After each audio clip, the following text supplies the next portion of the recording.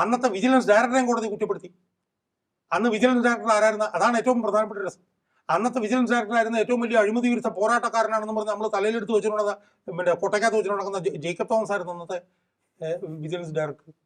ആ വിജിലൻസ് ഡയറക്ടറുടെ സമയത്താണ് ഇയാളെ കുറ്റമുക്തമായിട്ട് പ്രഖ്യാപിക്കുന്നതെന്നും പറഞ്ഞിട്ട് വിജിലൻസ് ഡയറക്ടറും കോടതി വിമർശിച്ചു. അപ്പോൾ വിജിലൻസ് ഡയറക്ടർക്ക് പക്ഷേ ഈ അന്വേഷണ റിപ്പോർട്ടിൽ കാര്യമായ ഇടപെടൽ നടത്താൻ സാധിക്കുമായിരുന്നു. അല്ല, വിജിലൻസ് എന്ത് ചെയ്യുന്നറിയോ, ആ റിപ്പോർട്ട് റെഫർ ചെയ്യാൻ തീരുമാനിച്ചു. ഇയാളെ കുറ്റമുക്തനാക്കി പ്രഖ്യാപിക്കാനായിട്ടൊന്ന് തീരുമാനിച്ചു. അത് ജോമൻ പറയുന്നതെന്ന് പറഞ്ഞു കഴിഞ്ഞാൽ ഈ ജേക്കബ് തോമസിനെതിരായിട്ട് ഇത് പോർട്ടുമായിട്ട് ബന്ധപ്പെട്ടത് കോടിക്കണക്കിന് രൂപയുടെ എന്തൊരു അഴിമതി ഇത് വന്നു. അതിന്റെ അന്വേഷണത്തിന് ഉത്തരവിട്ടത് KM എബ്രഹാമായിരുന്നു. ഓഹോ. അപ്പോൾ ജോമൻ പറയുന്ന ആരോടെന്ന് പറഞ്ഞു കഴിഞ്ഞാൽ അന്ന് അന്വേഷിച്ച ഒരു S രാജേന്ദ്രൻ കണ്ടു പറഞ്ഞിട്ട് വിജിലൻസിന്റെ ഒരു SP ഉണ്ട്. അയാളെ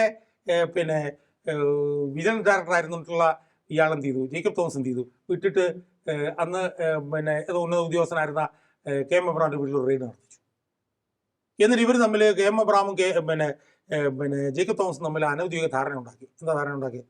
ഞാൻ നിങ്ങളുടെ റിപ്പോർട്ട് റെഫർ ചെയ്യാം, നിങ്ങൾ എൻ്റെ റിപ്പോർട്ട് റെഫർ ചെയ്തോളൂ ഓക്കെ എന്ന് പറഞ്ഞിട്ട് ധാരണ ഉണ്ടാക്കി. പരസ്പര ധാരണ ഉണ്ടാക്കി.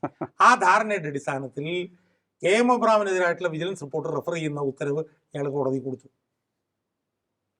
ജേക്കബ് തോമസ് കൊടുത്തു. പക്ഷേ KM എബ്രഹാം ചെയ്തു, ഇയാളെ വഞ്ചിച്ചു. ഇയാൾക്കെതിരായിട്ടുള്ള report KM Abraham refer report കൊടുത്തില്ല. അയാളൊരു മുൻ ഡേറ്റ് ഇട്ടുകൊണ്ട് അന്വേഷണം തുടരും എന്ന് അയാൾ പ്രഖ്യാപിച്ചു. അങ്ങനെ KM എബ്രഹാം ചെയ്തു, ജേക്കബ് തോമസിനെ ചതിച്ചു.